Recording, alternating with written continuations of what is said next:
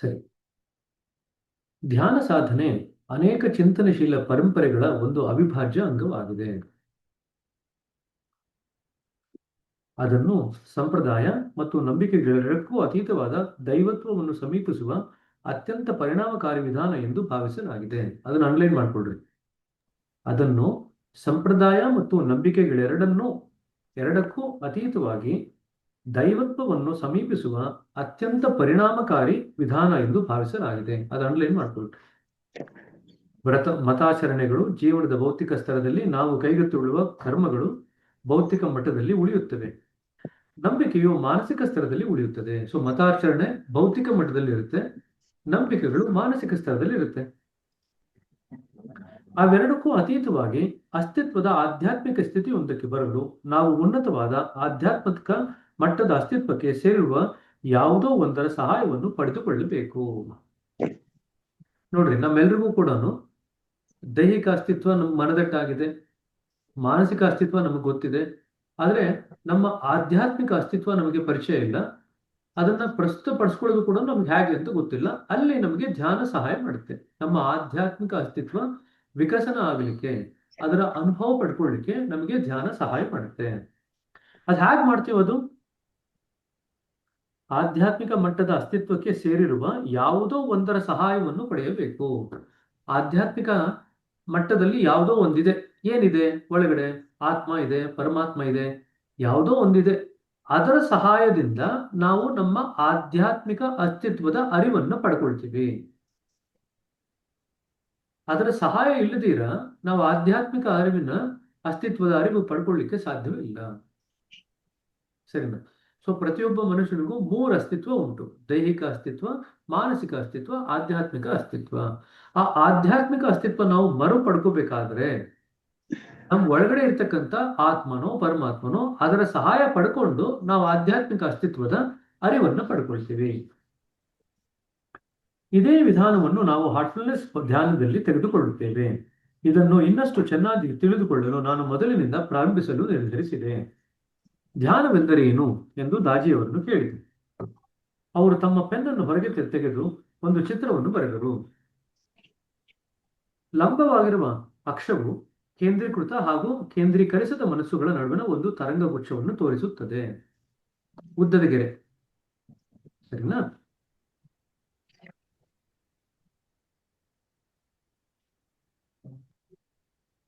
ಅವರೆಂದರು, ಕೇಂದ್ರೀಕೃತ ಮನಸ್ಸು ಒಂದು ವಿಚಾರದಲ್ಲಿ ನೆಲೆಯಾಗಿ ಅಲ್ಲಿ ಉಳಿಯುತ್ತದೆ. ಅದು ಏಕ ಮನಸ್ವವಾಗುತ್ತದೆ. ಅಂಡ್ಲೈನ್ ಮಾಡ್ಕೊಳ್ರಿ. ಕೇಂದ್ರೀಕೃತ ಮನಸ್ಸು ಒಂದು ವಿಚಾರದಲ್ಲಿ ನಿಲ್ಲುತ್ತೆ, ಏಕ ಮನಸ್ವವಾಗುತ್ತದೆ. ವ್ಯತಿರಿಕ್ತವಾಗಿ ಕೇಂದ್ರೀಕರಿಸದ ಮನಸ್ಸು ವಿಷಯದಿಂದ ವಿಷಯಕ್ಕೆ ಅಲೆದಾಡುತ್ತದೆ. ಅದು ಅನೇಕ ವಿಚಾರಗಳನ್ನು ಯೋಚಿಸುತ್ತದೆ. ಅದರ ಗಮನ ಅಲ್ಲಿ ಇಲ್ಲಿ ನೆಗೆದಾಡುತ್ತದೆ. ಈ ಎರಡೂ ಕೊನೆಗಳ ನಡುವೆ ಅದೊಂದು ನಡುವಣ ಕ್ಷೇತ್ರವಿದೆ, ಮಧ್ಯ ಕ್ಷೇತ್ರ ಇದೆ. ಒಂದು ಕಡೆ ಕೇಂದ್ರೀಕೃತ ಮನಸ್ಸು, ಮತ್ತೊಂದೆಡೆ ಕೇಂದ್ರೀಕರದ ಮನಸ್ಸು, ಮಧ್ಯದಲ್ಲಿ ಒಂದು ಜಾಗ ಇದೆ. ಇಲ್ಲಿ ಇನ್ನೊಂದು ಪರಸ್ಪರ ವಿರುದ್ಧ ಪ್ರವೃತ್ತಿ ಇದೆ: ಪ್ರಯತ್ನ ಮತ್ತು ಅಪ್ರಯತ್ನ. ಅದು ಸಮತಲ ಕಕ್ಷೆ ಅಂದ್ರೆ ಹಾರಿಜಾಂಟಲ್ ಲೈನ್. ಸಮತಲ ಕಕ್ಷೆ ಅಂತಂದ್ರೆ ಅಕ್ಷ ಅಂದ್ರೆ ಹಾರಿಜಾಂಟಲ್ ಲೈನ್, ಅಕ್ಷ ಅಂದ್ರೆ ಲೈನ್. ಅಪ್ರಯತ್ನ ಮನಸ್ಸು ವಿಶ್ರಾಂತ ಹಾಗೂ ಆರಾಮವಾಗಿರುತ್ತದೆ. ಇನ್ನೊಂದು ಬದಿಯಲ್ಲಿ ಪ್ರಯತ್ನಶೀಲ ಮನಸ್ಸಿದ್ದು ಅದು ಆರಾಮವಾಗಿರುವುದಿಲ್ಲ. ಅದು ಯೋಚಿಸಲು, ಅರ್ಥ ಮಾಡಿಕೊಳ್ಳಲು, ಏಕಾಗ್ರವಾಗಲು ಒದ್ದಾಡುತ್ತದೆ. ಈ 4 ಇದೆಯಲ್ಲ, ಈ 2 ಲೈನ್ ನಾವು ಬರೆದಾಗ 4 ಭಾಗ ಬಂದಂಗ ಆಯ್ತು. ಆ 4 ಭಾಗದಲ್ಲಿ ನಿಮಗೆ ಯಾವ ಬೇಕಾದ್ರೆ ಪ್ರಶ್ನೆಗಳು ಕೇಳಬಹುದು ಪರೀಕ್ಷೆನಲ್ಲಿ. ಸರಿ. ಈ ಎರಡೂ ತರಂಗ ಗುಚ್ಛಗಳ ವಿಭಿನ್ನ ಸಂಯೋಜನೆಗಳು ನಿರ್ದಿಷ್ಟ ಮನಸ್ಥಿತಿಗಳನ್ನು ಪರಿಣಮಿಸುತ್ತದೆ. ಅಲ್ಲಿ ನೋಡಿ, 4 ಕಡೆ 4 ಕಾರ್ನರ್ ಅಲ್ಲಿ ಬೇರೆ ಬೇರೆ ಬಂದಿದೆ. ಒಂದು ಹಗಲುಗನಸು, ಕಾಣುವಿಕೆ, ಎರಡನೇದು ನಿರಾಸೆ, ಮೂರನೇದು ಏಕಾಗ್ರತೆ ಮತ್ತು ಧ್ಯಾನ. ಇವೆ. ನಾವು ಧ್ಯಾನಾತ್ಮಕ ಮನಸ್ಸನ್ನು ಅರ್ಥ ಮಾಡಿಕೊಳ್ಳೋಣ. ನೀವು ನೋಡಬಹುದಾದಂತೆ ಅದು ಕೇಂದ್ರೀಕರಣ ಮತ್ತು ಅಪ್ರಯತ್ನದ ಒಂದು ಮಿಶ್ರಣವಾಗಿದೆ. ಅಂಡ್ಲೈನ್ ಮಾಡಿಕೊಳ್ಳ್ರಿ. ಧ್ಯಾನಸ್ಥ ಮನಸ್ಸು ಅಂತಂದ್ರೆ ಕೇಂದ್ರೀಕರಣ ಪ್ಲಸ್ ಅಪ್ರಯತ್ನ. ಇದರಲ್ಲಿ ನೀವು ಓದ್ತು ಅಂತಂದ್ರೆ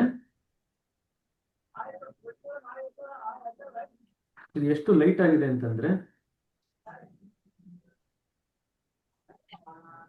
ನೋಡಿ, ಮೇಲ್ಗಡೆ ಬಲಗಡೆ ತಗೊಂಡ್ರೆ ರೈಟ್ ಸೈಡ್ ಅಪ್ಪರ್ ರೈಟ್ ಅದು ಧ್ಯಾನ, ಅಪ್ರಯತ್ನ ಮತ್ತೆ ಕೇಂದ್ರೀಕೃತ. ಅದೇ ಮೇಲ್ಗಡೆ ಲೆಫ್ಟ್ ಸೈಡ್ ಬಂತು ಅಂತಂದ್ರೆ ಕೇಂದ್ರೀಕೃತ ಬಟ್ ಪ್ರಯತ್ನಿಸಿಲ್ಲ.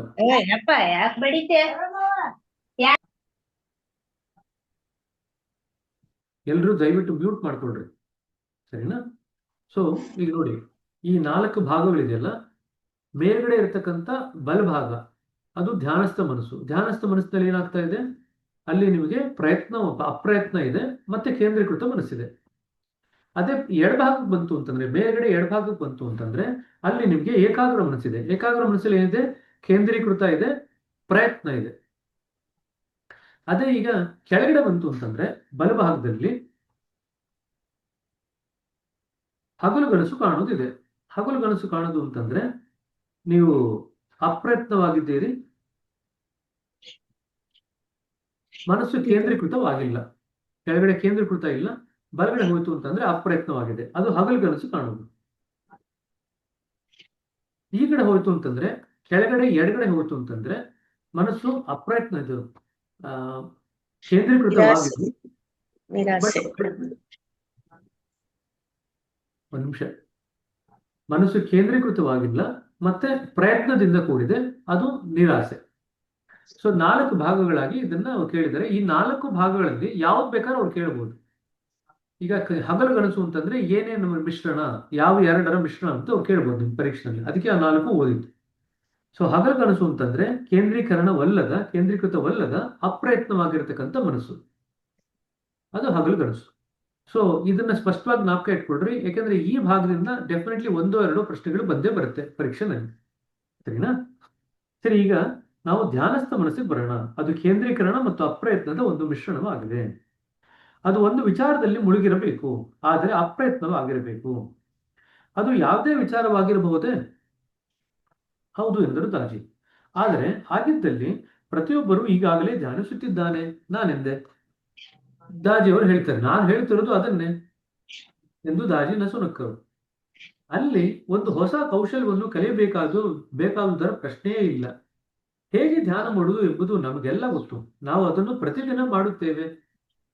ಈಗ ಉದಾಹರಣೆ ಕೊಡ್ತಾರೆ. ಈಗ ಕೆಲವರಿಗೆ ಆಶ್ಚರ್ಯ ಆಗುತ್ತೆ, ದಿನ ಎಲ್ಲರೂ ಧ್ಯಾನ ಮಾಡ್ತೀವಿ ಅಂದ್ರೆ ಮತ್ತೆ ಧ್ಯಾನದಲ್ಲಿ ಹೊಸದಾಗಿ ಕಲಿಯೋದೇನಿದೆ ಅಂತ ಪ್ರಶ್ನೆ ಬರುತ್ತೆ. ಅದಕ್ಕೆ ಉದಾಹರಣೆ ಕೊಡ್ತಾರೆ. ಈಗ ಸ್ಪಷ್ಟತೆ ಕೊಡ್ಲಿಕ್ಕೆ ಉದಾಹರಣೆಗೆ, ಒಬ್ಬ ವ್ಯಾಪಾರೋದ್ಯಮಿ ಉದ್ಯಮ ಸಾಹಸವೊಂದರ ಬಗ್ಗೆ ಧ್ಯಾನಿಸುತ್ತಾನೆ.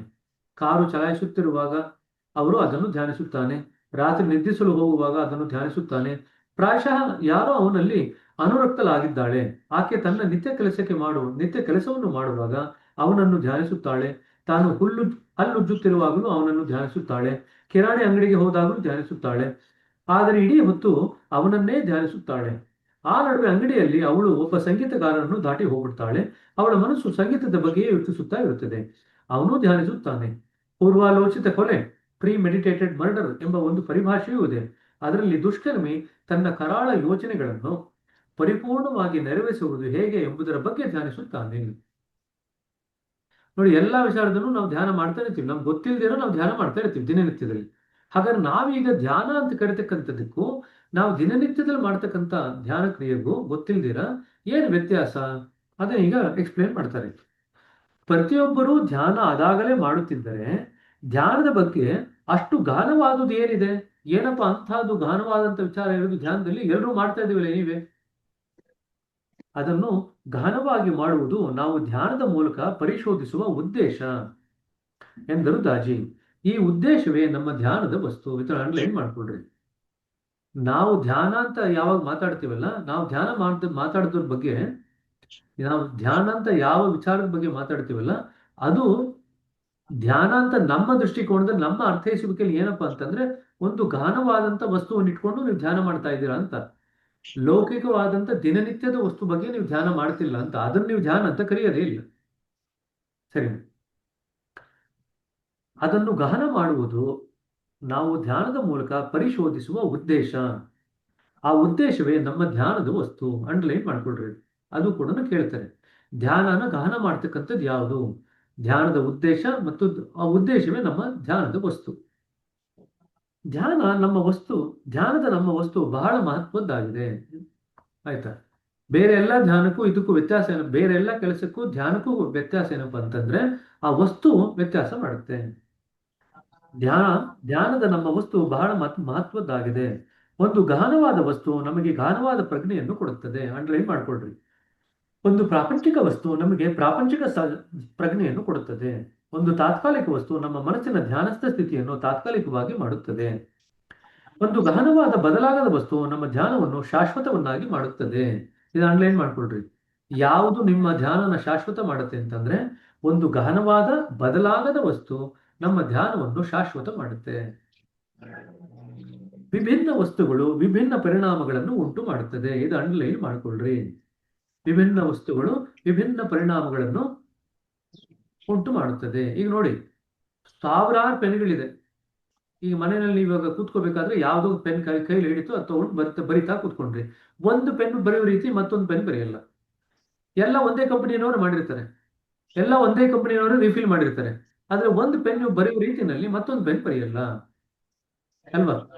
ಅದ್ರಲ್ಲಿ ಬರೀತಕ್ಕಂಥ ಸುಲಲಿತ, ಎಷ್ಟು ಸುಲಭವಾಗಿ ಬರಿತೀವಿ, ಎಷ್ಟು ಡಾರ್ಕ್ ಆಗಿ ಬರಿತೀವಿ, ಎಷ್ಟು ಒತ್ತು ಬರಿತೀವಿ, ಎಷ್ಟು ಒತ್ತುದಿರ ಬರೀತೀವಿ, ಇದೆಲ್ಲ ಕೂಡ ವ್ಯತ್ಯಾಸ ಆಗುತ್ತಲ್ವ. ಸೊ ಪ್ರತಿಯೊಂದು ವ್ಯಕ್ತಿ ಕೂಡ ಅದೇ ಪೆನ್ನ ಇಬ್ರು ವ್ಯಕ್ತಿಗಳಿಗೆ ಕೊಟ್ರೆ ಅವರಿಬ್ರು ಹ್ಯಾಂಡ್ ರೈಟಿಂಗ್, ಅವರಿಬ್ರು ಬರೆಯೋ ಸ್ಟೈಲ್ ವ್ಯತ್ಯಾಸ ಇರುತ್ತೆ. ಪೆನ್ ಒಂದೇ. ಅದೇ ಕಂಪನಿಯವರು ಸಾವಿರಾರು ಪೆನ್ ಮಾಡಿದ್ರು ಕೂಡ ಆ ಪ್ರತಿಯೊಂದು ಪೆನ್ನು ಕೂಡ ಬರೀತಕ್ಕಂಥ ರೀತಿ ವಿಧಾನ ಆಗುತ್ತೆ. ಅದೇ ರೀತಿ ನಾವು ಧ್ಯಾನದ ವಸ್ತು ಬದಲಾವಣೆ ಆಗ್ತಿದ್ದಂಗೆನೆ ಅದರ ಪರಿಣಾಮ ಕೂಡ ಬದಲಾವಣೆ ಆಗ್ತಾ ಹೋಗುತ್ತೆ. ಇದು ತುಂಬಾ ಮುಖ್ಯ. ವಿಭಿನ್ನ ವಸ್ತುಗಳು ವಿಭಿನ್ನ ಪರಿಣಾಮಗಳನ್ನು ಧ್ಯಾನದಲ್ಲಿ ಉಂಟು ಮಾಡುತ್ತವೆ. ಇದು ನಿಮ್ಮ ಧ್ಯಾನಕ್ಕೆ ತುಂಬಾ ಇಂಪಾರ್ಟೆಂಟ್. ಈ ಪ್ರಿನ್ಸಿಪಲ್ ಇದು ಜ್ಞಾಪಕ ಇಟ್ಕೊಳ್ರಿ. ಶಾಶ್ವತ ಹಾಗೂ ಗಹನ ಎರಡೂ ಆಗಿರುವ ಒಂದು ಧ್ಯಾನದ ಸ್ಥಿತಿಯನ್ನು ನಾವು ಹೇಗೆ ಸಾಧಿಸಬಹುದು? ಶಾಶ್ವತವಾದಂತ ಧ್ಯಾನ ಸ್ಥಿತಿನೂ ಇರಬೇಕು, ಗಹನವಾದಂತ, ಗಹನ ಅಂದ್ರೆ ಪ್ರಫೌಂಡ್, ಪರ್ಮನೆಂಟ್ ಅಂಡ್ ಪ್ರಫೌಂಡ್, ಗಹನವಾದಂತ ಮತ್ತು ಶಾಶ್ವತವಾದಂತ ಧ್ಯಾನಸ್ಥ ಸ್ಥಿತಿಯನ್ನು ನಾವು ಹೇಗೆ ಸಾಧಿಸಬಹುದು ಎಂದು ನಾನು ಕೇಳಿದೆ. ಒಂದು ಗಹನವಾದ ವಸ್ತುವಿನ ಮೇಲೆ ಅಪ್ರಯತ್ನದ ಕೇಂದ್ರೀಕರಣದಿಂದ ಎಂದರು ದಾಜಿ. ಅಂಡರ್ಲೈನ್ ಮಾಡ್ಕೊಳ್ತೇವೆ. ಇದೆಲ್ಲ ನಿಮ್ಗೆ ಎಕ್ಸಾಮ್ ನಲ್ಲಿ ಬರುತ್ತೆ. ಇದರಲ್ಲೇ ಎಷ್ಟೊಂದು ಜನ ಮಾರ್ಕ್ಸ್ ಕಳ್ಕೊಳ್ತೀರಿ. ಇದೆಲ್ಲ ಸುಲಭವಾಗಿ ಮಾರ್ಕ್ಸ್ ತಗೊಳ್ಳುವಂಥದ್ದು. ಸೊ ಒಂದು ಗಹನವಾದ ವಸ್ತುವಿನ ಮೇಲೆ ಅಪ್ರಯತ್ನದಿಂದ ಕೇಂದ್ರೀಕರಣಗೊಳಿಸುವುದರಿಂದ ನಾವು ಗಹನವಾದಂತ ಮತ್ತು ಶಾಶ್ವತವಾದಂತ ಧ್ಯಾನಸ್ಥ ಸ್ಥಿತಿಯನ್ನು ನಾವು ಗಳಿಸ್ಕೋಬಹುದು. ಅದಕ್ಕಾಗಿ ನಾವು ಅಭ್ಯಾಸ ಮಾಡಬೇಕು. ತಾಯಿ ಇಲ್ಲದೆ ಮಗು ಇರಲಾರದು, ಧ್ಯಾನದ ಅಭ್ಯಾಸವಿಲ್ಲದೆ ಧ್ಯಾನಸ್ಥ ಸ್ಥಿತಿ ಇರಲಾರದು. ಸೊ ಧ್ಯಾನಸ್ಥ ಸ್ಥಿತಿಯ ತಾಯಿ ಯಾರು ಅಂತ ಕೇಳಿದ್ರೆ ಧ್ಯಾನ ಅಂತ ಬರೀಬೇಕು. ಅದು ಕೂಡ ಪ್ರಶ್ನೆ. ನಿಮ್ಗೆ ಇದರಿಂದ ತುಂಬಾ ಪ್ರಶ್ನೆಗಳು ಬರ್ತಿದ್ದಾರೆ ಧ್ಯಾನದ ಬಗ್ಗೆ, ಸರಿನಾ? ಹೊಸ ಆಕಾಂಕ್ಷಿಗಳು ಧ್ಯಾನಾಭ್ಯಾಸದ ಬಗ್ಗೆ ಅನೇಕ ಬಾರಿ ಧೈರ್ಯ ಹೊಂದುವುದನ್ನು ನಾನು ಕಂಡಿದ್ದೇನೆ. ನಾನೆಂದೆ ತಮ್ಮ ವಿಚಾರಗಳನ್ನು ನಿಭಾಯಿಸುವಲ್ಲಿ ತಮಗೆ ಕಷ್ಟಕರವಾದುದೆಂದು ಅವರು ಭಾವಿಸುತ್ತಾರೆ. ಈಗ ಮುಂದಿನ ಪಾಯಿಂಟ್ ಎಕ್ಸ್ಪ್ಲೇನ್ ಮಾಡ್ತಾರೆ. ಏನಂದ್ರೆ, ಚಂಚಲತೆ ಮನಸ್ಸಿನ ಸ್ವಭಾವ ಎಂದು ಅನೇಕರು ಹೇಳುತ್ತಾರೆ. ಇದು ನಿಮಗೆ ಪ್ರಶ್ನೆ ಬರುತ್ತೆ. ಚಂಚಲತೆ ಮನಸ್ಸಿನ ಸ್ವಭಾವ, ನಿಜನ ಸುಳ್ಳ, ಸರಿನಾ ತಪ್ಪ? ಆನ್ಸರ್ ತಪ್ಪು. ಚಂಚಲತೆ ಮನಸ್ಸಿನ ಸ್ವಭಾವವಲ್ಲ ಎಂದರು ದಾಜಿ. ಪ್ರಕ್ಷುಬ್ಧತೆ ಅದರ ಸ್ವಾಭಾವಿಕ ಸ್ಥಿತಿ ಎನ್ನುತ್ತಾರೆ. ನಾನು ಒಪ್ಪುವುದಿಲ್ಲ. ವಾಸ್ತವವಾಗಿ ನಾನು ಆ ಅಭಿಪ್ರಾಯವನ್ನು ಹೋಗಲಾಡಿಸಲು ಇಚ್ಛಿಸುತ್ತೇನೆ. ಕಷ್ಟ ಎಂಬ ಕಲ್ಪನೆ ಏಕೆ ಅಷ್ಟೊಂದು ಭದ್ರವಾಗಿ ಬೇರೂರಿದೆ? ಧ್ಯಾನ ತುಂಬಾ ಕಷ್ಟ ಅಂತ ಜನರಿಗೆ ಆ ಭಾವನೆ ಯಾಕೆ ಅಷ್ಟು ಆಳವಾಗಿ ಬೇರೂರಿದೆ ಅಂತ ಕೇಳ್ತಾರೆ. ಅನೇಕ ಮನ್ನಣೆ ಪಡೆದ ಗುರುಗಳು ಈ ವಿಚಾರವನ್ನು ಸಮರ್ಥಿಸಿದ್ದಾರೆ. ಏನು ವಿಚಾರ ಸಮರ್ಥಿಸಿದ್ದಾರೆ? ಚಂಚಲತೆ ಅಥವಾ ಪ್ರಕ್ಷುಬ್ಧತೆ ಮನಸ್ಸಿನ ಸಹಜ ಸ್ಥಿತಿ ಅಥವಾ ಸಹಜ ಸ್ವಭಾವ ಅಂತ ಅವರು ತುಂಬಾ ಒತ್ತಿ ಒತ್ತಿ ಹೇಳ್ಬಿಟ್ಟಿದ್ದಾರೆ. ಜನ ಅದನ್ನೇ ನಂಬ್ಕೊಂಡು ಕೂತ್ಬಿಟ್ಟಿದ್ದಾರೆ. ಹಾಗಾಗಿ ಧ್ಯಾನ ತುಂಬಾ ಕಷ್ಟ ಅಂತ ಅನಿಸುತ್ತೆ ಅವರು. ನನ್ನ ಅಭಿಪ್ರಾಯದಲ್ಲಿ ಅವರು ಉದ್ದೇಶಕ್ಕೆ ಒಂದು ಅಪಕಾರವನ್ನು ಮಾಡುತ್ತಿದ್ದಾರೆ. ಮನಸ್ಸು ಸ್ವಾಭಾವಿಕವಾಗಿ ಅಸ್ಥಿರ ಎಂದು ನೀವು ನಂಬುವುದಾದರೆ ಅದು ನಿಮ್ಮ ಶತ್ರುವಾಗುತ್ತದೆ ಮತ್ತು ಶತ್ರುವಿನೊಡನೆ ನೀವೇನು ಮಾಡುತ್ತೀರಿ? ಅದರೊಂದಿಗೆ ಹೋರಾಡುತ್ತೀರಿ. ನಾನು ಉತ್ತರಿಸಿದೆ, ಹೀಗಾಗಿ ಧ್ಯಾನ ಒಂದು ಯುದ್ಧವಾಗುತ್ತದೆ. ನೋಡ್ರಿ, ಸೊ ಮನಸ್ಸು ಸ್ವಾಭಾವಿಕವಾಗಿ ಸ್ಥಿರವಾಗಿದೆ ಅಂತ ಅನ್ಕೊಂಡು ನಾವು ಕೂತ್ಕೊಳ್ತು ಅಂತಂದ್ರೆ ಧ್ಯಾನ ಸುಲಭ ಆಗುತ್ತೆ. ಮನಸ್ಸು ಸ್ವಾಭಾವಿಕವಾಗಿ ಅಸ್ಥಿರವಾಗಿದೆ, ಪ್ರಕ್ಷುಬ್ಧವಾಗಿದೆ, ಮತ್ತೆ ಚಂಚಲತೆಯಿಂದ ಕೂಡಿದೆ ಅಂತ ಅನ್ಕೊಂಡು ಕೂತ್ಕೊಂಡ್ರೆ ನಮ್ಮ ಧ್ಯಾನ ಯುದ್ಧವಾಗುತ್ತೆ. ಅರ್ಥ ಆಯ್ತಾ ವ್ಯತ್ಯಾಸ? ಸೊ ಮನಸ್ಸು ಸ್ವಾಭಾವಿಕವಾಗಿ ಸ್ಥಿರವಾಗಿದೆ ಅಂತ ಅನ್ಕೊಂಡ್ರೆ ನಾವು ಆರಾಮಾಗಿ ಧ್ಯಾನ ಮಾಡ್ತೀವಿ. ಮನಸ್ಸು ಸ್ವಾಭಾವಿಕವಾಗಿ ಅಸ್ಥಿರವಾಗಿದೆ, ಚಂಚಲವಾಗಿದೆ, ಪ್ರಕ್ಷುಬ್ಧವಾಗಿದೆ ಅಂತ ಅನ್ಕೊಂಡ್ರೆ ಧ್ಯಾನದಲ್ಲಿ ನಾವು ಯುದ್ಧ ಮಾಡ್ತೀವಿ. ಹೀಗಾಗಿ ಧ್ಯಾನ ಒಂದು ಯುದ್ಧವಾಗುತ್ತದೆ ಅವರೆಂದರು. ಅದು ಮನಸ್ಸನ್ನು ನಿಗ್ರಹಿಸುವಲ್ಲಿ ಪರಿಶ್ರಮವಾಗುತ್ತದೆ. ಆದರೆ ನಿಮ್ಮ ವಿಚಾರಗಳು ಅಥವಾ ಭಾವಗಳು ಒಂದು ಚಲನಚಿತ್ರವನ್ನು ಆನಂದಿಸುವುದರಿಂದ ನಿಮ್ಮನ್ನು ಎಂದಾದರೂ ತಪ್ಪಿಸಿವೆಯೇ? ಸಿನಿಮಾ ನೋಡ್ಬೇಕಾದ್ರೆ ಮನಸ್ಸು ಚೆನ್ನಾಗಿದೆ ಅಂತ ಅನಿಸುತ್ತೆ, ಧ್ಯಾನ ಮಾಡ್ಬೇಕಾದ್ರೆ ಮನಸ್ಸಿಗೆ ಕಷ್ಟ ಅಂತ ಅನಿಸುತ್ತೆ ಅಲ್ವಾ? ಯಾಕೆ? ವ್ಯತ್ಯಾಸ ಹೇಳ್ತಾರೆ ಇವಾಗ. ಅವು ಎಂದಾದರೂ ನಿಮ್ಮನ್ನು ಒಂದು ಸೊಗಸಾದ ಊಟವನ್ನು ಆಸ್ವಾದಿಸುವುದರಿಂದ ತಡೆದಿವೆಯೇ? ನಾವು ನಿನ್ನೆ ಕೇಸರಿ ಬಾತ್ ಬಗ್ಗೆ ಮಾತಾಡಿದ್ವಿ ಅಲ್ವಾ?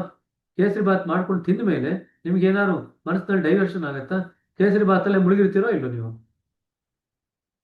ಸೊ ಯಾರು ನಿನ್ನೆ ಮಾಡಿಲ್ವೋ ಅವ್ರು ಇವತ್ತು ಹೇಳ್ತೀರ, ಮಾಡ್ಬಿಟ್ಟು ಇವತ್ತು ಪ್ರಯತ್ನ ಪಟ್ಬಿಟ್ಟು ನೋಡ್ಬಿಟ್ಟು ಹೇಳ್ತೀವಿ ನಾವು ಇವತ್ತು ಅಂತ ಮೆಸೇಜ್ ಮಾಡ್ತೀವಿ ನಿಮಗೆ ಅಂತ ತಿಂದಾದ್ಮೇಲೆ ಅಲ್ವಾ? ಅಂದ್ರೆ ಒಂದು ರುಚಿಯಾದಂತ ಊಟ ಇತ್ತು ಅಂತಂದ್ರೆ ಅದ್ರಲ್ಲಿ ನಾವು ಮುಳುಗಿ ಹೋಗ್ತೀವಿ. ಒಂದು ಸೊಗಸಾದ ಸಿನಿಮಾ ಬರ್ತಿದ್ರೆ ಅದ್ರಲ್ಲಿ ನಾವು ಮುಳುಗಿ ಹೋಗ್ತೀವಿ. ಹಾಗೆ ಅಷ್ಟು ಸುಲಭವಾಗಿ ಮುಳುಗ್ಲಿಕ್ಕೆ ಸಾಧ್ಯ ಆಗುತ್ತೆ, ಆದ್ರೆ ಧ್ಯಾನದಲ್ಲಿ ಮುಳುಗ್ಲಿಕ್ಕೆ ಕಷ್ಟಪಡ್ತೀವಿ. ಅದನ್ನ ವ್ಯತ್ಯಾಸ ಹೇಳ್ತಾರೆ. ಅವ್ರು ಹೇಳ್ತಾರೆ, ಊಟ ಮಾಡ್ಲಿಕ್ಕೆ ಒಂದು ರಸವತ್ತಾದಂತ ಊಟ ಮಾಡ್ಲಿಕ್ಕೆ ನಮಗೇನು ತೊಂದರೆ ಇಲ್ಲ, ಇಲ್ವಲ್ಲ ಅಂತ ನಾನೆಂದೆ. ಯಾಕಿಲ್ಲ ಎಂದು ಒತ್ತಿ ಹೇಳಿದರು. ಒಂದು ಚಲನಚಿತ್ರ ನಿಮ್ಮ ಗಮನವನ್ನು ಸೆಳೆಯುತ್ತದೆ, ನಾನು ಹೇಳಿದೆ. ಒಂದು ಉತ್ತಮ ಊಟ ನಿಮ್ಮ ಗಮನವನ್ನು ಸೆಳೆಯುತ್ತದೆ. ಆಗ ನೀವು ಅಂತ ವಿಷಯಗಳನ್ನು ಗಮನಿಸುವುದಿಲ್ಲ. ಅಂಡರ್ಲೈನ್ ಮಾಡ್ಕೊಳ್ರಿ. ಎಲ್ಲಿ ನಮ್ಮ ಗಮನ ಸೆಳೆಯುತ್ತೋ ಅವಾಗ ಬೇರೆಡೆಗೆ ನಮ್ಮ ಗಮನ ಹೋಗಲ್ಲ. ಇದು ಅದರ ತಾತ್ಪರ್ಯ. ಎಲ್ಲಿ ನಮ್ಮ ಮನಸ್ಸಿನ ಗಮನ ಸೆಳೆಯಲ್ಪಡುತ್ತೋ ಬೇರೆಡೆಗೆ ಮನಸ್ಸು ಹೋಗಲ್ಲ. ಖಂಡಿತವಾಗಿ ಎಂದರು ದಾಜು.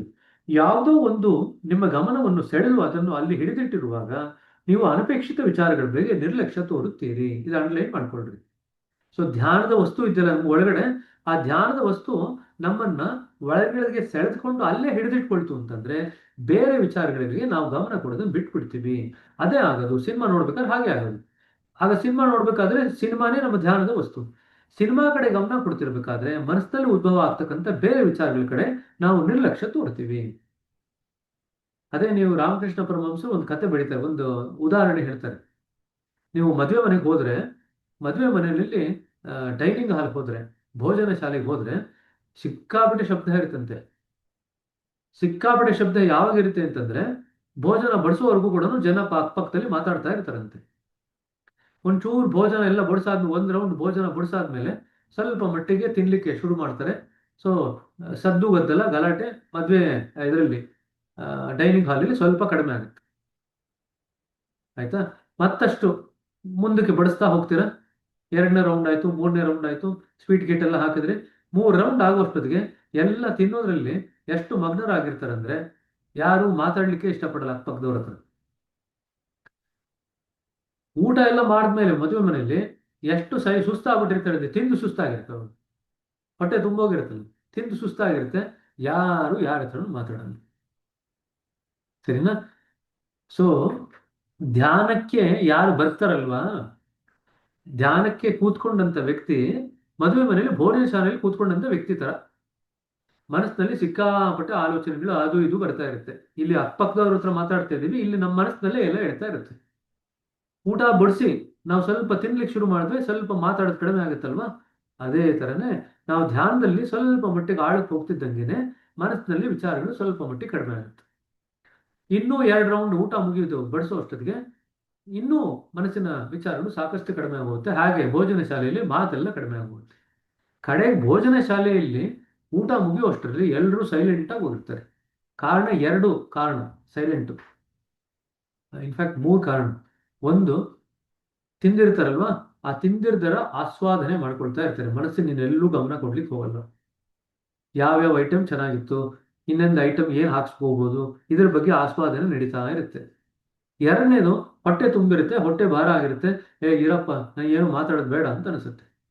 3ನೇದು, ಹೊಟ್ಟೆ ಊಟ ಬಿದ್ದಿದ ತಕ್ಷಣನೇ ದೇಹ ಏನ್ ಮಾಡುತ್ತೆ, ಹೊಟ್ಟೆಗೆ ಜಾಸ್ತಿ ರಕ್ತ ಸಂಚಾರ ಮಾಡಿಸುತ್ತೆ, ಮನಸ್ಸಿಗೆ ಜಾಸ್ತಿ ರಕ್ತ ಸಂಚಾರ ಹೋಗಲ್ಲ ಮೆದುಳಿಗೆ, ಅವಾಗಲೂ ಕೂಡ ಮಾತಾಡೋದು ಬೇಡ ಅಂತ ಅನ್ಸುತ್ತೆ. 3 ಕಾರಣಕ್ಕೆ ನೀವು ಮಾತಾಡಲ್ಲ. ಇದು ನೋಡಿದಿರ, ಧ್ಯಾನಕ್ಕೆ ಮುಂಚೆ ಎಷ್ಟೋ ಜನ ಧ್ಯಾನಕ್ಕೆ ಬಂದವರು ಸಿಕ್ಕಾಪಟ್ಟೆ ಮಾತಾಡ್ತಾ ಇರ್ತಾರೆ. ಧ್ಯಾನ ಆದ್ಮೇಲೆ ನೀವು ಮಾತಾಡ್ಸಿದ್ರು ಮಾತಾಡಲ್ಲ. ಇದು ನೋಡಿದಿರ, ತುಂಬಾ ಜನಕ್ಕೆ ಇದು ಅನುಭವ ಆಗುತ್ತೆ. ಬೇಕಾದ್ರೆ ಮುಂದಿನ ಸತಿ ನೀವು ನಿಮ್ಮ ಬೈಟಕ್ ತಗೊಳ್ಲಿಕ್ಕೆ ಹೋದಾಗ ಇದನ್ನು ಗಮನಿಸಿ. ಧ್ಯಾನಕ್ಕೆ ಮುಂಚೆ ಸುಮಾರು ಮಾತಾಡ್ತಿರ್ತೀರ, ಧ್ಯಾನ ಆದ್ಮೇಲೆ ಮಾತಾಡೋದು ನಿಲ್ಲಿಸ್ಬಿಡ್ತೀರ, ಬಹಳ ಕಡಿಮೆ ಮಾಡ್ಬಿಡ್ತೀರ. ಹಾಗಾದ್ರೆ ಏನಾಗುತ್ತೆ? ಇಲ್ಲಿ ಹೊಟ್ಟೆಗೆ ಊಟ ಬೀಳುತ್ತೆ, ಧ್ಯಾನದಲ್ಲಿ ಹೃದಯಕ್ಕೆ ಊಟ ಬೀಳುತ್ತೆ. ಊಟ ಮಾಡ್ಬೇಕಾದ್ರೆ ಊಟ ಮಾಡುವಂತ ಕ್ರಿಯೆ ಇದೆ ಅಲ್ವಾ? ಅದೇ ರೀತಿ ಹೃದಯಕ್ಕೆ ಊಟ ಮಾಡ್ಬೇಕಾದ್ರೆ ಧ್ಯಾನ ಅನ್ನೋ ಕ್ರಿಯೆ ಇದೆ. ಸೊ ಧ್ಯಾನದ ಕ್ರಿಯೆಯಲ್ಲಿ ನಾವು ಮಗ್ನರಾಗ್ತಿದ್ದಂಗೆನೆ ಮನಸ್ಸಿನಲ್ಲಿ ಹೇಳ್ತಕ್ಕಂಥ ವಿಚಾರಗಳೇನಿದೆ ಅದರ ಕಡೆಗೆ ನಾವು ನಿರ್ಲಕ್ಷ್ಯ ತೋರ್ತೀವಿ. ಇದು ಸಾಮಾನ್ಯವಾಗಿ ಆಗ್ತಕ್ಕಂಥ ಕ್ರಿಯೆ. ಸೊ 2 ಎಕ್ಸಾಂಪಲ್ ಕೊಟ್ಟಿದ್ದೀನಿ. ಅದಕ್ಕೆ ಚೆನ್ನಾಗಿ ಧ್ಯಾನ ಮಾಡಿಕೊಂಡು ಸಾಕಷ್ಟು ಬೆಳೆದಿರ್ತಕ್ಕಂಥ ವ್ಯಕ್ತಿ ಸಾಮಾನ್ಯವಾಗಿ ಜಾಸ್ತಿ ಮಾತಾಡ್ಲಿಕ್ಕೆ ಇಷ್ಟಪಡಲ್ಲ, ಎಷ್ಟು ಬೇಕೋ ಅಷ್ಟೇ ಮಾತಾಡ್ತಾರೆ. ಅಂದ್ರೆ ನಾವು ಅವತ್ತೊಂದ್ಸತಿ ಮಾತಾಡಿದ್ವಿ, ಮಿತಭಾಷಿಗಳಾಗ್ಬಿಡ್ತಾರೆ. ಕನ್ನಡದಲ್ಲಿ ರೈಮಿಂಗ್ ವರ್ಡ್ಸ್ ತುಂಬಾ ಸಿಗುತ್ತೆ ಚೆನ್ನಾಗಿ. ಸೊ ಅದನ್ನ ಮಿತ ಭಾಷೆಗಳಿಗೆ ಹಿತ ಸೇರಿಸ್ಕೊಳ್ರಿ, ಮಿತ ಹಿತ ಭಾಷೆಗಳಾಗ್ತಾರೆ. ಅರ್ಥ ಆಯ್ತು? ಧ್ಯಾನ. ಸೊ ಅವ್ರು ಮಾತಾಡ್ತಾ ಇದ್ರೆ ಖುಷಿಯಾಗಿ ಕೇಳಬೇಕು ಅಂತ ಅನಿಸ್ತಾ ಇರುತ್ತೆ ನಿಮ್ಗೆಲ್ಲ. ಓ ಚೆನ್ನಾಗಿ ಮಾತಾಡ್ತಿದ್ರೆ ನಮ್ಗೇನೋ ಹಿತವಾಗಿದೆ ಅಂತ ಅನಿಸುತ್ತೆ. ಸೊ ಕೇಳ್ತಾ ಕೂತಿರ್ತೀರಿ ನೀವು. ಸೊ ಮಿತ ಹಿತ ಭಾಷೆಗಳಾಗುತ್ತೆ ಸೊ ಧ್ಯಾನಸ್ಥರಲ್ಲಿ. ಸೊ ನೀವು ಕೂಡ ನಿಮ್ಮನ್ನು ನೀವು ನೋಡ್ಕೋಬೇಕು, ಮಿತ ಹಿತ ಭಾಷೆಗಳಾಗ್ತಾ ಇದ್ದೀರಾ ಧ್ಯಾನ ಮಾಡ್ತಾ ಮಾಡ್ತಾ, ಅಥವಾ ಕಾಡ್ ಹರಟೆನಲ್ಲೇ ಕಾಲ ಕಳೀತಾ ಇದ್ದೀರಾ? ಕಾಡ್ ಹರಟೆನ ನೀವು ನಾಟ್ನಲ್ಲೇ ಮಾಡ್ತಾ ಇದ್ದೀರಾ. ಅದು ಪದನೇ ಕಾಡ್ ಹರಟೆ, ಕಾಡಿಗೆ ಹೋಗಿ ಹರಟೆ ಮಾಡೋದು ಅಂತ. ಇಲ್ಲಿ ನಾವೇನ್ ಮಾಡ್ತಾ ಇದೀವಿ, ಎಷ್ಟು ಒಗ್ಕೊಂಡ್ಬಿಟ್ಟಿದೀವಿ ಅಂದ್ರೆ ಕಾಡ್ ಹರಟೆಗೆ, ನಾಡ್ನಲ್ಲೇ ಅದನ್ನ ಮಾಡ್ತಾ ಇರ್ತೀವಿ ಯಾವಾಗ. ಸೊ ಅದನ್ನ ನಾವು ಮಾಡ್ತಾ ಇದೀವ, ಮಾಡೋದು ಕಡಿಮೆ ಆಗ್ತಾ ಇದೆಯಾ, ಪ್ರವೃತ್ತಿ ಕಡಿಮೆ ಆಗ್ತಾ ಇದೆಯಾ, ಅನವಶ್ಯಕವಾಗಿ ಏನೇನೋ ವಿಚಾರಗಳು ಮಾತಾಡೋದು ಕಡಿಮೆ ಆಗ್ತಾ ಇದೆಯಾ, ಇದೆಲ್ಲ ಕೂಡ ಗಮನಿಸ್ಕೋಬೇಕು. ಅದೆಲ್ಲ ಕೂಡ ನಾವು ಧ್ಯಾನದಲ್ಲಿ ಪ್ರಗತಿ ಆಗ್ತಿರ್ತಕ್ಕಂಥ ಸಂಕೇತ. ಸೊ 2 ಕ್ಲೂ ನಿಮಗೆ. ನಾಡಿನಲ್ಲಿ ಕಾಡ ಹರಟೆ ಕಡಿಮೆ ಆಗ್ಬೇಕು, 2ನೇದು ಮಿತಹಿತ ಭಾಷೆಗಳಾಗಬೇಕು. 2 ಆಗ್ತಿದ್ಯಾ ಅಂತ ನೋಡ್ಕೊಳ್ರಿ. ಸರಿನಾ? ಸರಿ. ಹಾಗಾದ್ರೆ ಖಂಡಿತವಾಗಿ ಅಂದರು ದಾಜಿ, ಯಾವುದೋ ಒಂದು ನಿಮ್ಮ ಗಮನವನ್ನು ಸೆಳೆದು ಅಲ್ಲಿ ಅದು ಹಿಡಿದಿರುವಾಗ ನಾವು ಅನಪೇಕ್ಷಿತ ವಿಚಾರಗಳ ಬಗ್ಗೆ ನಿರ್ಲಕ್ಷ್ಯ ತೋರುತ್ತೀರಿ.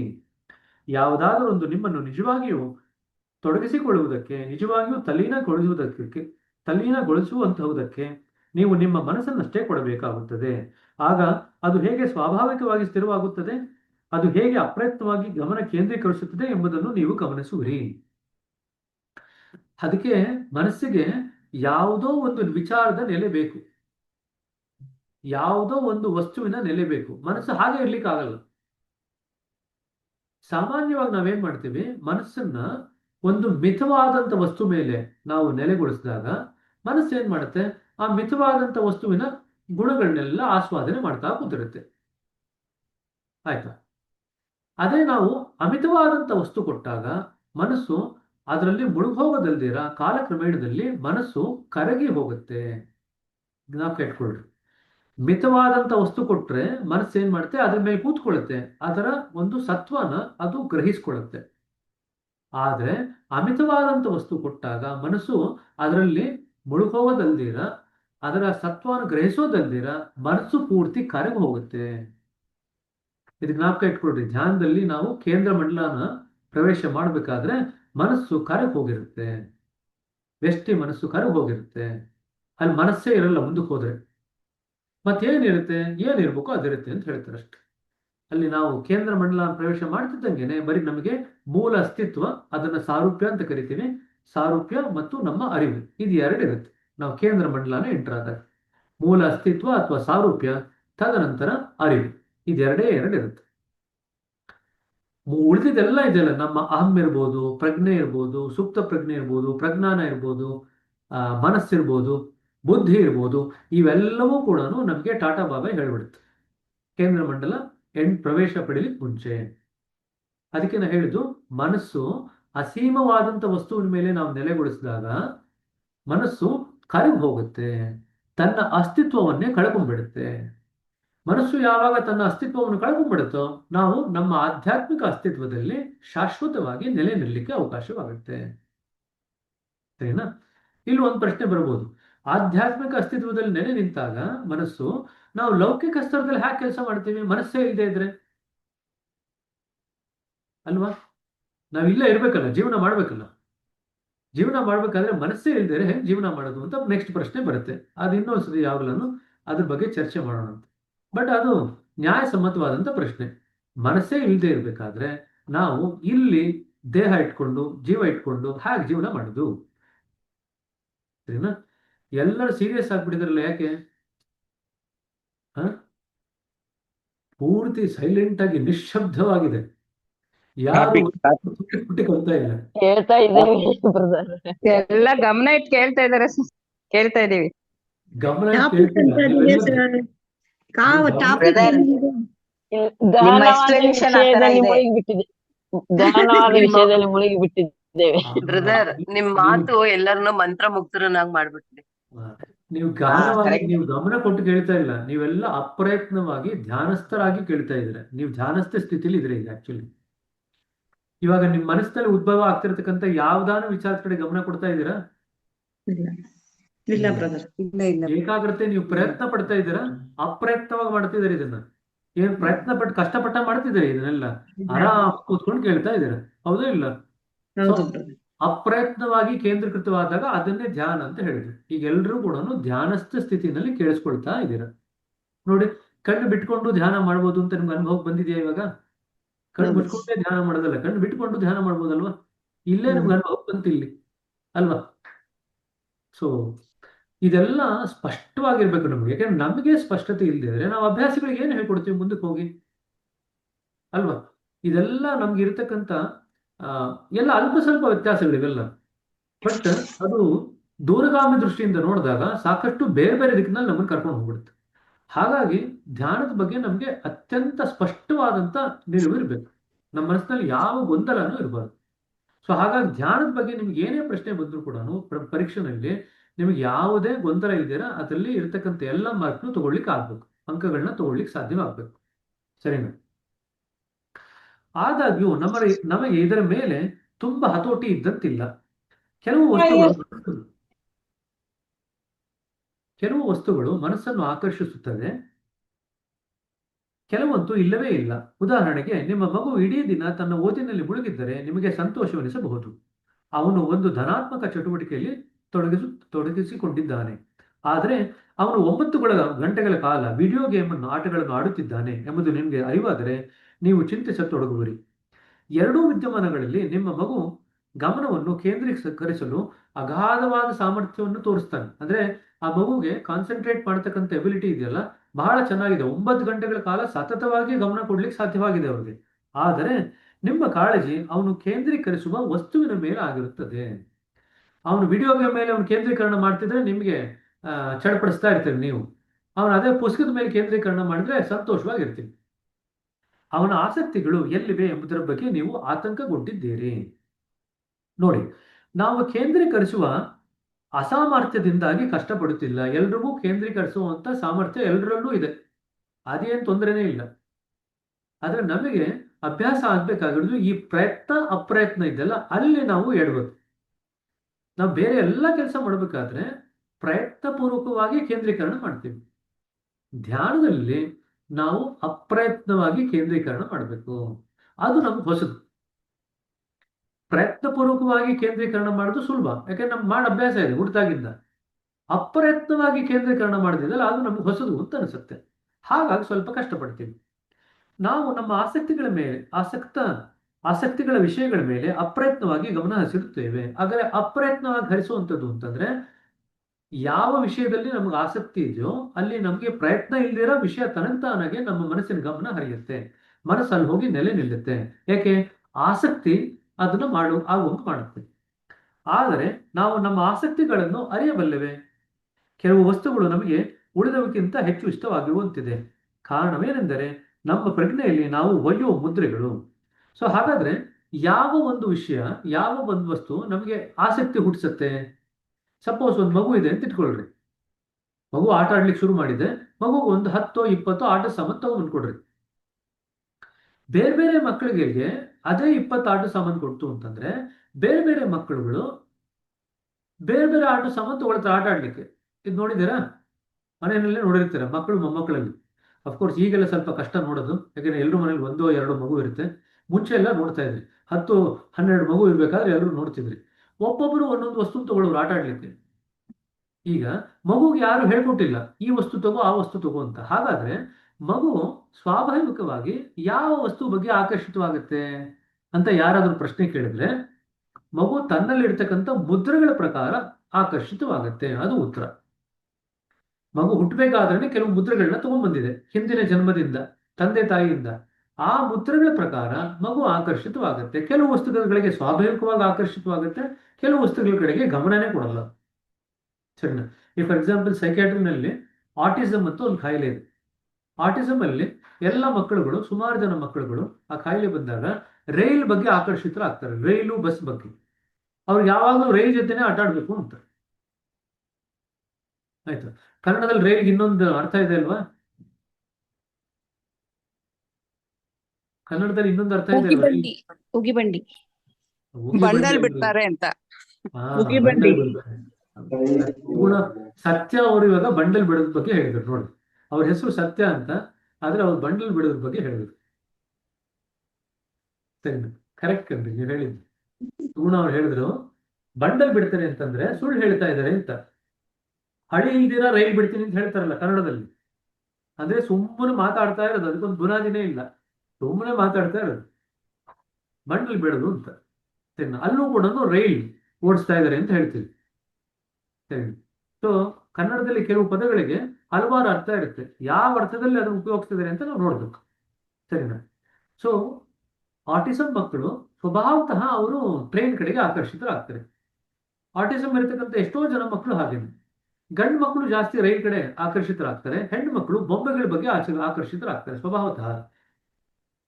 ಕಾಲಕ್ರಮೇಣದಲ್ಲಿ ಅವರು ಆ ಟ್ರೈನ್ ಇದೆಯಲ್ಲ, ಆ ಆಟಿಸಮ್ ಇರತಕ್ಕಂಥ ಮಕ್ಕಳು ಟ್ರೈನ್ ಬಗ್ಗೆ ಮಾತ್ರ ಅಲ್ಲ, ಆ ಟ್ರೈನ್ ಅಲ್ಲಿ ಚಕ್ರ ತಿರುಗತ್ತಲ್ವಾ, ಆ ಚಕ್ರ ತಿರುಗೋದ್ರ ಬಗ್ಗೆ ಸ್ಪೆಸಿಫಿಕ್ ಆಗಿ ಆಕರ್ಷಣೆ ಆಗ್ತಾರೆ. ಅವ್ರ ಟ್ರೈನ್ ಬಗ್ಗೆ ಅಷ್ಟೇನು ಲಕ್ಷ್ಯ ಇಲ್ಲ, ಆ ಟ್ರೈನ್ ಹೆಂಗ್ ಚಕ್ರ ತಿರುಗುತ್ತಲ್ವಾ ಅದ್ರ ಕಡೆ ಪೂರ್ತಿ ಅವ್ರ ಗಮನ ಕೇಂದ್ರೀಕರಿಸುತ್ತಾರೆ.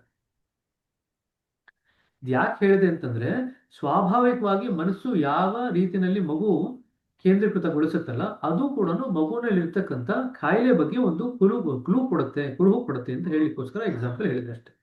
ಸರಿನಾ? ಸರಿ, ಇಲ್ಲಿಗೆ ವಾಪಸ್ ಬಂತು ಅಂತಂದ್ರೆ ನಮ್ಮ ಮನಸ್ಸು ಸ್ವಭಾವತಃ ಕೆಲವು ವಸ್ತುಗಳ ಬಗ್ಗೆ ಕೇಂದ್ರೀಕೃತವಾಗುತ್ತೆ ಅಪ್ರಯತ್ನವಾಗಿ. ಯಾವ ವಸ್ತುಗಳ ಬಗ್ಗೆ, ಯಾವ ವಸ್ತುವಿನಲ್ಲಿ ನಮಗೆ ಆಸಕ್ತಿ ಇರುತ್ತೋ ಆಸಕ್ತ ವಿಷಯಗಳಲ್ಲಿ ಅಥವಾ ಆಸಕ್ತ ವಸ್ತುಗಳಲ್ಲಿ ನಮ್ಮ ಮನಸ್ಸು ಅಪ್ರಯತ್ನವಾಗಿ ಕೇಂದ್ರೀಕೃತವಾಗುತ್ತೆ. ಕಾರಣವೇನೆಂದ್ರೆ ನಮ್ಮ ಪ್ರಜ್ಞೆಯಲ್ಲಿ ಅವು ಒವ್ಯ ಮುದ್ರೆಗಳು. ಅದ್ಯಾಕಂದ್ರೆ ಅದಕ್ಕೆ ಸಂಬಂಧಪಟ್ಟಂತ ಮುದ್ರೆಗಳು ನಮ್ಮ ಪ್ರಜ್ಞೆನಲ್ಲಿರುತ್ತೆ. ಆ ವಸ್ತುವನ್ನು ಕಂಡಾಗ ನಾವು ಸ್ವಾಭಾವಿಕವಾಗಿ ಅದರ ಬಗ್ಗೆ ಆಕರ್ಷಿತರಾಗ್ತೀವಿ. ಆದರೆ ಈ ವಿಷಯವನ್ನು ನಾವು ಇನ್ನೊಂದು ಸಮಯದಲ್ಲಿ ಪರಿಶೋಧಿಸೋಣ. ಹೇಗಿದ್ದರೂ ಯಾವುದೋ ಒಂದು ನಿಮಗೆ ಇಷ್ಟವಾಗುವಾಗ ನೀವು ಬಹುತೇಕ ಸಂತತಿಸಿಂದ ಮೈ ಮರೆಯುತ್ತೀರಿ, ಸಂಪೂರ್ಣವಾಗಿ ಕೇಂದ್ರೀಕೃತ ಆಗಿರುತ್ತೀರಿ. ವಸ್ತು ನಿಮಗೆ ಆಸಕ್ತಿದಾಯಕವಾಗಿ ಇಲ್ಲದಿರುವಾಗ ಮಾತ್ರ ಏಕಾಗ್ರ ಆಗಲು ಪ್ರಯತ್ನ ಪಡುತ್ತೀರಿ. ಸೊ ಒಂದು ಕ್ಲೂ ಕೊಟ್ಟಿದ್ದಾರೆ. ವಸ್ತು ನಿಮಗೆ ಇಷ್ಟ ಆಗ್ಲಿಕ್ಕೆ ಶುರು ಆಗ್ಬಿಡ್ತು ಅಂತಂದ್ರೆ ನೀವು ಆರಾಮಾಗಿ ಅಪ್ರಯತ್ನದಿಂದ ಕೇಂದ್ರೀಕರಣ ಮಾಡ್ಬಿಡ್ತೀರಿ. ವಸ್ತು ಕಷ್ಟ ಆಗ್ತಾ ಇದ್ರೆ ನೀವು ಏಕಾಗ್ರತೆ ಗಳಿಸ್ಕೊಳ್ಳಿಕ್ಕೆ ಕಷ್ಟಪಡ್ತೀರಿ, ಪ್ರಯತ್ನ ಪಡ್ತೀರಿ. ಅಂದ್ರೆ ಇಲ್ಲಿ ನೋಡಿ, ಧ್ಯಾನನ ನಾವು ಇಷ್ಟಪಟ್ಟು ಮಾಡ್ಬೋದು, ಕಷ್ಟಪಟ್ಟು ಮಾಡ್ಬೋದು.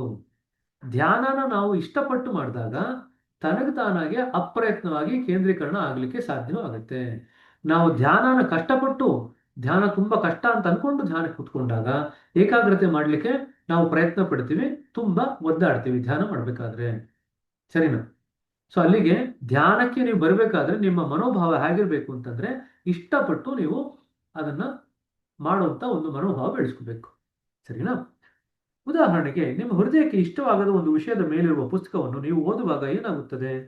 ನಿಮ್ಮ ಮನಸ್ಸು ಪ್ರತಿ 2ನೇ ವಾಕ್ಯದಲ್ಲಿ ಅಲೆದಾಡುತ್ತಿರುತ್ತದೆ. ಸರಿಯೇ? ಕ್ರಮೇಣ ನೀವು ಈಗ ಆಗತಾನೆ ಏನು ಓದಿದಿರೆಂಬ ಕಲ್ಪನೆಯೇ ನಿಮಗೆ ಇಲ್ಲದಿರುವುದನ್ನು ಮನಗಾಣುವಿರಿ. ವಿಷಯಗಳು ಪರಿಚಿತವಾಗುವವರೆಗೆ ನೀವು ಪಠ್ಯದಲ್ಲಿ ಮತ್ತೆ ಕಣ್ಣು ಹಾಯಿಸುವಿರಿ. ಆ ಪುಸ್ತಕವನ್ನು ಓದಿ ಮುಗಿಸಲು ಇವಾಗಲೂ ನೀವು ಏಕಾಗ್ರ ಆಗಬೇಕಾಗುತ್ತದೆ. ಓದ್ತಾ ಇರತಕ್ಕಂಥ ವಿಷಯ ನಮಗೆ ಅದು ಆಸಕ್ತಿ ಹುಟ್ಟಿಸುವಂಥದ್ದಾಗಿದ್ರೆ ನಾವು ಸುಲಭವಾಗಿ ಓದ್ಕೊಂಡು ಹೋಗ್ಬಿಡ್ತೀವಿ. ಓದ್ತಾ ಇರ್ತಕ್ಕಂಥ ವಿಷಯ ನಮ್ಗೆ ಆಸಕ್ತಿನ ಇಂಟ್ರೆಸ್ಟೇ ಹುಟ್ಟಿಸ್ತಾ ಇಲ್ಲ ಅಂತಂದ್ರೆ ಪ್ರತಿ 2 ವಾಕ್ಯಕ್ಕೂ ಒದ್ದಾಡ್ತಾ ಇರ್ತೀವಿ. ಹಿಂದೆ ಏನು ಓದಿದೆ ಅಂತ ಮರೆತು ಹೋಗ್ತೀವಿ, ಮುಂದಕ್ಕೆ ಏನು ಓದ್ಬೇಕು ಅಂತ ನಮಗೆ ಆಸಕ್ತಿ ಇರಲ್ಲ. ಸೊ ಒದ್ದಾಡ್ತಾ ಇರ್ತೀವಿ. ಆದ್ರೆ ಈ ರೀತಿಯಾದಂಥ ಪುಸ್ತಕದಿಂದನೂ ನಮ್ಗೆ ಲಾಭ ಉಂಟು. ಈ ರೀತಿಯಾದಂಥ ಅನುಭವ ಆಗ್ತಕ್ಕಂಥ ಪುಸ್ತಕನ ನಾವು ಬೋರಿಂಗ್ ಬುಕ್ ಅಂತ ಕರಿತೀವಿ. ತುಂಬಾ ಬೋರಪ್ಪ ಪುಸ್ತಕ ಓದಿದ್ರೆ ಏನ್ ಮುಂದಕ್ಕೆ ಹೋಗಲ್ಲ ಅಂತ ಅನ್ಸುತ್ತೆ ಅಲ್ವಾ? ಸಿನಿಮಾದಲ್ಲೂ ಅದೇ ತರನೇ, ಏನಪ್ಪ ಏನ್ ಮುಂದಕ್ಕೆ ಹೋಗ್ತಿಲ್ಲ ಅಂತ ಅನ್ಸುತ್ತೆ ಸಿನಿಮಾ ನೋಡಿದ್ರು ಕೂಡ ಅಂತ ಅನ್ಸುತ್ತಲ್ವಾ? ಅವಾಗ ಏನಾಗುತ್ತೆ, ಸ್ವಭಾವತಃ ಏನ್ ಮಾಡ್ತೀರಿ ನೀವು ಬೋರ್ ಆದಾಗ? ಏನ್ ಮಾಡ್ತೀರಿ ಬೋರ್ ಆದಾಗ? ಅದ್ರ ಪುಸ್ತಕ ಬಗ್ಗೆ ಮುಚ್ಚಿಟ್ಟು ಕಳ್ಕೊಳ್ತೀವಿ. ಪುಸ್ತಕ ಮುಚ್ಚಿರ್ತೀವಿ. ಪುಸ್ತಕ ಮುಚ್ಚಿಟ್ಬಿಟ್ಟು ಮಲ್ಕೊಳ್ತೀರಾ, ನಿದ್ದೆ ಬರುತ್ತೆ. ಮನಸ್ಸಿಗೆ ಹೊರಗಡೆ ಆಸಕ್ತಿದಾಯಕವಾದಂತ ವಿಷಯ ಸಿಗಲಿಲ್ಲ ಅಂತಂದ್ರೆ ಮನಸ್ಸು ಏನ್ ಮಾಡುತ್ತೆ ಅಂತಂದ್ರೆ, ನಂಗೆ ಹೊರಗಡೆ ಏನು ಸಿಗ್ತಾ ಇಲ್ಲ ಬಿಡೋದನ್ನ, ಒಳಗಡೆ ನಾನು ಹುಡ್ಕೊಳ್ತೀನಿ ಅಂತ ಒಳಗಡೆ ಹೋಗ್ಲಿಕ್ಕೆ ಶುರು ಮಾಡುತ್ತೆ. ಆವಾಗ ನಿದ್ದೆ ಬರ್ಲಿಕ್ಕೆ ಶುರು ಮಾಡುತ್ತೆ. ಅರ್ಥ ಆಯ್ತಾ? ಸಿನಿಮಾದಲ್ಲೂ ನೋಡಿದ್ರಲ್ವಾ, ಸಿನಿಮಾ ಚೆನ್ನಾಗಿ ಆಗ್ತಿಲ್ಲ ಅಂತಂದ್ರೆ ಏನ್ ಮಾಡ್ತೀರಿ ನೀವು? ಸಿನಿಮಾ ಮಂದಿರಕ್ಕೆ ಹೋಗಿ ಪಾಪ್ಕಾರ್ನ್ ತಿನ್ನಕ್ ಹೋಗ್ತೀವಿ. ಏನ್ ಮಾಡ್ತೀರಿ? ಪಾಪ್ಕಾರ್ನ್ ತಿನ್ನಕ್ ನಿದ್ರೆ ಹೋಗ್ತೀವಿ ಅಷ್ಟೇ. ಮಾಡ್ತೀವಿ ಬ್ರದರ್, ನಿದ್ರೆ ಪಾಪ್ಕಾರ್ನ್ ಮಾಡ್ತೀವಿ. ನಿದ್ದೆ ಬರುತ್ತೆ. ನಿದ್ದೆ ಮಾಡ್ತೀರಿ, ಇಲ್ಲ ಜೇಬ್ನಲ್ಲಿ ಕಾಸು ಜಾಸ್ತಿ ಇದ್ರೆ ಪಾಪ್ಕಾರ್ನ್ ತಿನ್ನಕ್ ಹೋಗ್ತೀರಿ ಅಲ್ವಾ? ಚಿತ್ರಮಂದಿರದಲ್ಲಿ ಒಂದು 20 ರೂಪಾಯಿ ಪಾಪ್ಕಾರ್ನ್ನ 200 ರೂಪಾಯಿ ಚಾರ್ಜ್ ಮಾಡ್ತಾನೆ ಒಂದು ಡಬ್ಬಕ್ಕೆ ಅಲ್ವಾ? ಸೊ ಅದಕ್ಕೆ ಜೇಬ್ ಭಾರವಾಗಿದ್ರೆ ಪಾಪ್ಕಾರ್ನ್ ತಿಂತೀವಿ, ಜೇಬು ಭಾರ ಇಲ್ಲ ಹಗುರವಾಗಿದೆ ಅಂತ ಅನಿಸಿದ್ರೆ ಆರಾಮಾಗಿ ನಿದ್ದೆ ಮಾಡ್ತೀವಿ ಅಲ್ವಾ? ಸರಿ ಹೇಳ್ರಿ. ಬಲವಂತೂ ಯಶಸ್ವಿಯಾಗದಿರುವಲ್ಲಿ ಆಸಕ್ತಿಯು ಆಗುತ್ತದೆ. ಅಂಡರ್ಲೈನ್ ಮಾಡ್ಕೊಳ್ರಿ. ಬಲವಂತ ಎಲ್ಲಿ ಯಶಸ್ವಿ ಆಗಲ್ವೋ ಕೇವಲ ಆಸಕ್ತಿ ಅದನ್ನು ಯಶಸ್ವಿಗೊಳಿಸುತ್ತೆ. ಸರಿ ರಾಜೇಂದ್ರರು, ನಿಮಗೆ ಒಂದು ಕಾರ್ಯಯೋಜನೆಯಲ್ಲಿ ಅತೀವ ಆಸಕ್ತಿ ಇದ್ದರೆ ನೀವು ಖಂಡಿತವಾಗಿಯೂ ಯಶಸ್ವಿ ಆಗುವಿರಿ. ನೀವು ಆಸಕ್ತರಾಗದಿದ್ದಲ್ಲಿ ಒದ್ದಾಡುವಿ. ಆಸಕ್ತಿ ಇಲ್ಲದೆ ಯಾವುದೇ ಚಟುವಟಿಕೆ ಮಂದಗತಿಯಲ್ಲಿ ನಡೆಯುತ್ತದೆ. ಮನಸ್ಸಿಗೆ ಒಂದು ವಿಚಾರ ಆಕರ್ಷಣೀಯವೆನಿಸುವ ಹೊರತು ಅದು ಆ ವಿಚಾರದಲ್ಲಿರಲು ಹಿಂದೇಟು ಹಾಕುತ್ತದೆ. ಆದ್ದರಿಂದ ಇನ್ಯಾವುದರ ಮೇಲೂ ಅದು ಗಮನ ಕೇಂದ್ರೀಕರಿಸುತ್ತದೆ. ಸೊ ಯಾವ ವಿಚಾರದಲ್ಲಿ ನಮ್ಗೆ ಆಸಕ್ತಿ ಇದೆ ಅದರ ಮೇಲೆ ನೆಲೆ ನಿಲ್ಲಕ್ಕೆ ಮನಸ್ಸು ಇಷ್ಟಪಡುತ್ತೆ. ಯಾವ ವಿಚಾರದಲ್ಲಿ ನಮ್ಗೆ ಆಸಕ್ತಿ ಇಲ್ವೋ ನೀವು ಅದನ್ನ ಅಲ್ಲಿ ಕೂಡಿಸ್ಲಿಕ್ಕೆ ಪ್ರಯತ್ನ ಪಟ್ಟರು ಕೂಡ ಕಷ್ಟಪಡುತ್ತೆ. ಏಕಾಗ್ರತೆ ಮತ್ತು ಕೇಂದ್ರೀಕರಣ ಇವೆರಡೂ ಒಂದೇ ಅಲ್ಲವೇ? ಒಂದೇ ಅಲ್ಲ, ಹೌದು ಎಂದು ನಾನು ಕೇಳಿದೆ. ಹೌದೇ ಅಂತ ಕೇಳ್ತಾರೆ. ಏಕಾಗ್ರತೆ ಮತ್ತು ಕೇಂದ್ರೀಕರಣ. ನೈಜ ಏಕಾಗ್ರತೆ ಅನಾಯಾಸವಾಗಿರುತ್ತದೆ. ಅಂಡರ್ಲೈನ್ ಮಾಡ್ಕೊಳ್ರಿ. ಇದು ಕೂಡ ನಮಗೆ ಪರೀಕ್ಷೆ ಬರುತ್ತೆ. ಇದು ಪ್ರಶ್ನೆ, ಏಕಾಗ್ರತೆ ಮತ್ತು ಕೇಂದ್ರೀಕರಣ ಇವೆರಡರ ನಡುವೆ ಇರತಕ್ಕಂಥ ವ್ಯತ್ಯಾಸ ಹೇಳ್ರಿ ಅಂತ. ನೈಜ ಕೇಂದ್ರೀಕರಣ ಅನಾಯಾಸವಾಗಿರುತ್ತದೆ ಅವರು ಉತ್ತರಿಸಿದರು. ಅದು ಸ್ವಾಭಾವಿಕವಾಗಿ ಆಗುತ್ತದೆ. ಅದು ಅದರಷ್ಟಕ್ಕೆ ಆಗದಿರುವಾಗ ಮಾತ್ರ ನಾವು ಪ್ರಯತ್ನಗಳನ್ನು ಮಾಡಬೇಕಾಗುತ್ತದೆ. ಏಕಾಗ್ರತೆ ಎಂದರೆ ಕೇಂದ್ರೀಕರಿಸಲು ಪ್ರಯತ್ನ. ಆ ಪ್ಯಾರಾಗ್ರಾಫ್ 4 ಇಟ್ಕೊಳ್ರಿ. ಏಕಾಗ್ರತೆ ಮತ್ತು ಕೇಂದ್ರೀಕರಣ ಇವೆರಡರ ನಡುವೆ ಇರ್ತಕ್ಕಂಥ ವ್ಯತ್ಯಾಸ. ಕೇಂದ್ರೀಕರಣ ಸ್ವಾಭಾವಿಕವಾಗುತ್ತೆ, ಅನಾಯಾಸವಾಗಿ ಆಗುತ್ತೆ. ಏಕಾಗ್ರತೆಗೆ ನಾವು ಪ್ರಯತ್ನ ಪಡಬೇಕು. ನಾವು ಧ್ಯಾನವನ್ನು ಒಂದು ವಿಷಯದ ಬಗ್ಗೆ ನಿರಂತರವಾಗಿ ಆಲೋಚನೆ ಮಾಡುವುದು ಎಂದು ನಿರೂಪಿಸುತ್ತೇವೆ. ಆದ ಕಾರಣ ಅನೇಕ ಜನರು ಅದನ್ನು ಏಕಾಗ್ರತೆ ಎಂದು ತಪ್ಪು ತಿಳಿಯುತ್ತಾರೆ. ಆದರೆ ಧ್ಯಾನ ಮತ್ತು ಏಕಾಗ್ರತೆ ಎರಡೂ ಒಂದೇ ಅಂತ ಪ್ರಶ್ನೆ ಕೇಳಬಹುದು. ಎರಡೂ ಒಂದೇ ಅಲ್ಲ. ನಾವು ಲಾಸ್ಟ್ ಟೈಮ್ ಇದರ ಬಗ್ಗೆ ಮಾತಾಡಿದ್ವಿ. 4 ವ್ಯತ್ಯಾಸಗಳು ಬರುತ್ತೆ ಧ್ಯಾನಕ್ಕೂ ಏಕಾಗ್ರತೆಗೂ. 4 ಅಥವಾ 5 ವ್ಯತ್ಯಾಸಗಳು ಬರುತ್ತೆ. ಅದು ಕೂಡ ನಿಮಗೆ ಪರೀಕ್ಷೆಯಲ್ಲೇ ಪ್ರಶ್ನೆ. ಧ್ಯಾನ ಮತ್ತು ಏಕಾಗ್ರತೆ ನಡುವಿನ ವ್ಯತ್ಯಾಸ. ಎರಡೂ ಒಂದೇ ಸರಿನಾ ತಪ್ಪ ಅಂತ ಕೇಳಬಹುದು. ಅದು ತಪ್ಪು. ಧ್ಯಾನವೇ ಬೇರೆ, ಏಕಾಗ್ರತೆ ಬೇರೆ. ಆದರೆ ಧ್ಯಾನ ಎಂದರೆ ಏಕಾಗ್ರತೆ ಅಲ್ಲ. ಏಕಾಗ್ರತೆ ಬಲವಂತವಾಗಿದೆ. ಅದೇ ಸಮಯದಲ್ಲಿ ಧ್ಯಾನ ಅನಾಯಾಸವಾಗಿದ್ದು ಖಂಡಿತವಾಗಿಯೂ ಯಾವುದೇ ಬಲವನ್ನು ಒಳಗೊಂಡಿರುವುದಿಲ್ಲ. ಅಂಡರ್ಲೈನ್ ಮಾಡ್ಕೊಳ್ರಿ. ಧ್ಯಾನದಲ್ಲಿ ಯಾವುದೇ ಬಲ ಇರಲ್ಲ, ಏಕಾಗ್ರತೆಯಲ್ಲಿ ಬಲ ಇರುತ್ತೆ. ಸೊ ಇಲ್ಲಿಗೆ ನಿಲ್ಸೋಣ. 8:03 ಆಗ್ತಾ ಬಂತು. ನಾಳೆಯಿಂದ ಇಲ್ಲಿಂದ ಕಂಟಿನ್ಯೂ ಮಾಡೋಣ. 18ನೇ ಪುಟ. ಸರಿನಾ? ಏನಾದರೂ ಪ್ರಶ್ನೆಗಳಿತ್ತು ಅಂದ್ರೆ ಅಥವಾ ಏನಾದ್ರು ಕ್ಲಾರಿಫಿಕೇಶನ್ ಇತ್ತು ಅಂತಂದ್ರೆ